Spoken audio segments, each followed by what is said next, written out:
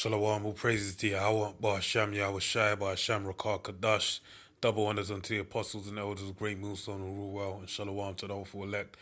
This is a biblical commentary on Matthew the 25th chapter, and it reads, Then shall the kingdom of heaven be likened unto 10 virgins, which took their lamps and went forth to meet the bridegroom. And 5 of them were wise and 5 were foolish. They that were foolish took their lamps and took no oil for them. Now, if you know anything about oil lamps, basically you have like a wick, which is like, I believe it's cotton. It's a material thread, but I believe it's cotton. And the wick pokes out of you could say it's like a bottle container, which contains the oil. Okay, and basically that wick, you trim it, and basically it hangs, it dips into the oil, and the oil goes up the wick, and so it becomes flammable. So when you strike a light to it, a match to it, or a flame to it, basically it then becomes a lamp. Okay, because the oil will be fed through that thread or that wick, and then give light, give fuel for that fire, basically that lamp. Okay, so now if you don't have no oil, then you ain't gonna be able to see no. You ain't gonna be able to gain no light. I mean, you could burn the wick, but all that's gonna happen is you're gonna burn away the wick, and it's gonna be a useless lamp. Okay. Um. Um. Reading on. Okay. But the wise took oil in their vessels with their lamps, while this oil in this parable talking about the 10 virgins that were foolish. The foolish virgins are basically those that didn't get the oil, and the oil was the wisdom, knowledge, and understanding. Okay, that's what the oil is. Hence why Yahweh Shai is called the anointed. Okay, and when you go back to where that actually goes back to is that when someone was anointed, you was basically anointed to be a ruler. Okay, or to a place of you being excelled into a high rank or high esteem by being anointed by the oil. Okay, and that's Yahweh Shai. So he is the oil. So if you don't have no oil in your lamp, you ain't getting no light. Okay, and that's the wisdom, knowledge, and understanding. Okay, and there's another point I was gonna say. Salakia. Uh,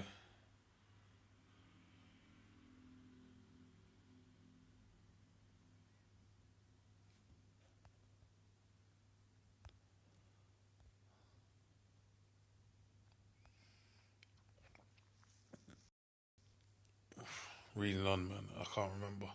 Excuse me, man. But the wise took oil in their vessels with their lamps, while the bridegroom tarried. They all slumbered and slept. Okay, and at midnight there was a cry made, Behold, the bridegroom cometh, go ye out to meet him.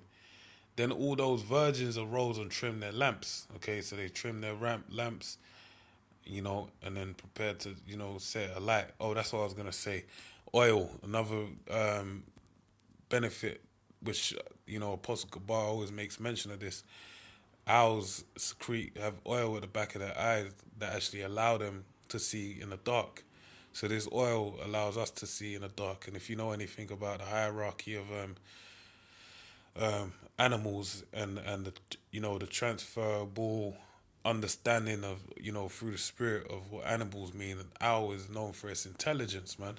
All right, is ability to see through the darkness. Okay, which this oil enables you to become an owl, a dragon in this faith, man. All right.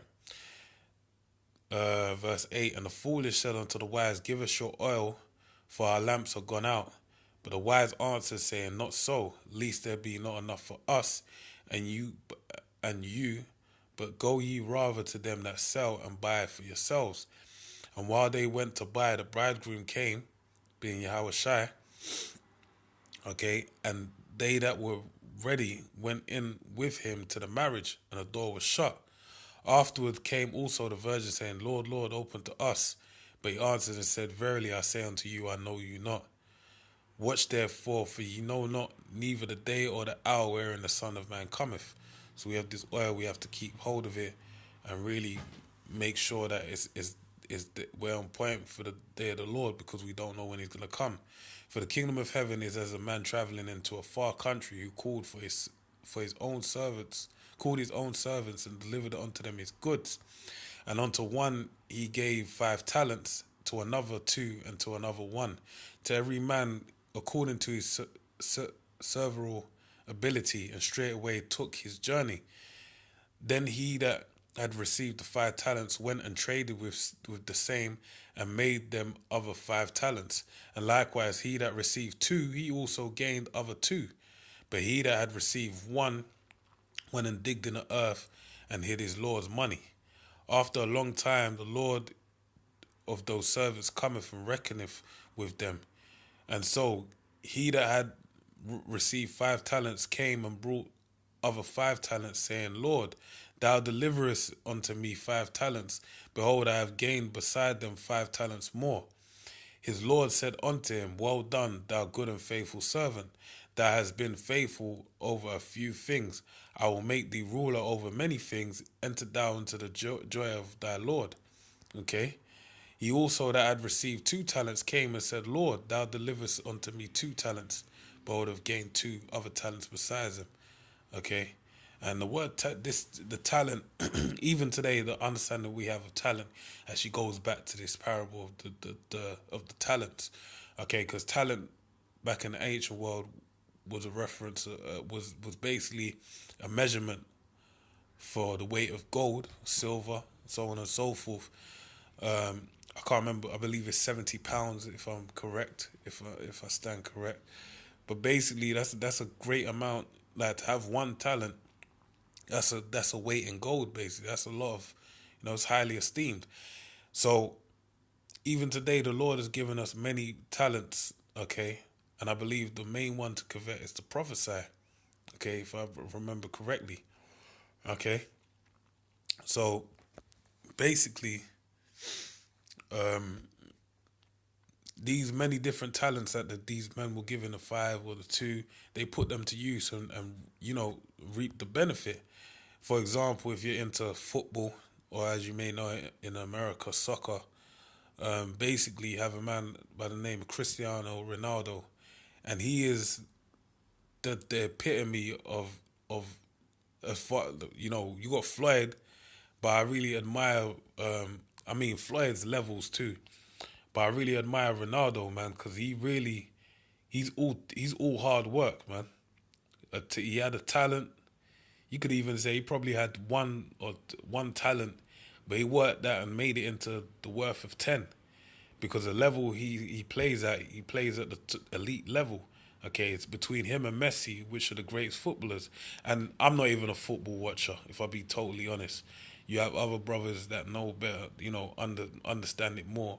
But from what I can see with Ronaldo, from when I used to watch him and the level he's escalated to now, that's a lot of hard work. So the point being is he put that talent to use, and we have to work our talents and really make use of it. And this is why, I mean, one of the things I do these biblical commentaries, because just to spur me on in the spirit. Okay, it's just and draw out different things. That's me trying to work me working my talent. Okay, right. And other videos not try it. Other videos I do, it's the same thing. It's working my talent, man. And you see many brothers within Israel under Great Millstone working their talents greatly, man. His Lord said unto him, Well done, good and faithful servant. Thou hast been faithful over a few things. I will make thee ruler over many things. Enter down to the joy of the Lord. Then he which received the 1 talent came and said, Lord, I knew thee that thou art an hard man, reaping where thou hast not sown, and gathering where thou hast not strawed. And I was afraid, and went and hid the talent in the earth. Lo, there thou hast, uh, there thou hast that is thine. His Lord answered and said unto him, Thou wicked and slothful servant, Thou knewest that I reap where I sow not, and gather where I have not strawed. Thou oughtest therefore to have put my money to the exchangers, and then at my coming I should have received mine own with usury. Okay, go out on the highways and byways. Because you got people that know this truth, but they don't take that simple step to go on the highways and byways. That therefore the talent from him, and take therefore the talent from him, and give it unto him that have 10 talents. Because why? To the guy to the brother with 10, because hey, he put 5 to use and doubled it. So he showed himself to be a great work with his talent. So the Lord knew he would get the best return on his investment with that brother. Okay, and cast ye the unprofitable servant into outer darkness. There shall be weeping and gnashing of teeth. When the Son of Man shall come in his glory, and all the holy angels with him, then shall he sit upon the throne of his glory, and before him shall be gathered all nations, and he shall separate them one from another, as a shepherd divideth his sheep from the goats. All right, the Lord is going to separate sheep from the goats, and that even goes hand in hand with the parable of the wheat and tares. Okay, because the sheep being the nation of Israel and the goats being who? Esau. Okay, wasn't Alexander the freak known as a goat? Okay, a he goat, a rough he goat. And he shall set the sheep on his right hand, but the goats on the left. Okay, which being the Edomites, as they call themselves, the red Hebrew Edomites, who today call themselves so-called white people. Then shall the king say unto them on his right hand, Come, ye blessed of my father, inherit the kingdom prepared for you from the foundation of the world. Okay, being the kingdom of heaven. For I was hungered, and ye gave me meat. I was thirsty, and ye gave me drink. I was a stranger, and you took me in. Naked, and ye clothed me. I was sick, and ye visited me. I was in prison, and ye came unto me. Then shall the righteous answer him, saying, Lord, when saw we thee and hungered and fed thee, or thirsty and gave thee drink? When saw we thee a stranger and took thee in, or naked and clothed thee? And when saw we thee sick, or in prison, and came unto thee? And the king shall answer and say unto them, Verily I say unto you, inasmuch as ye have done it unto one of the least of these brethren, ye have done it unto me. Then shall he say also unto them on the left hand, Depart from me, ye cursed, into everlasting fire, the lake of fire spoke of in the book of Revelations, which is going to happen through World War III, which is basically going to be done via a firefight, as it tells you in Isaiah 9:5. So that's going to make America a lake of fire, seem as a lake of fire. Okay, and that's where these people on the left-hand side are going to find themselves partaking in the second death, prepared for the devil, for the devil and his angels.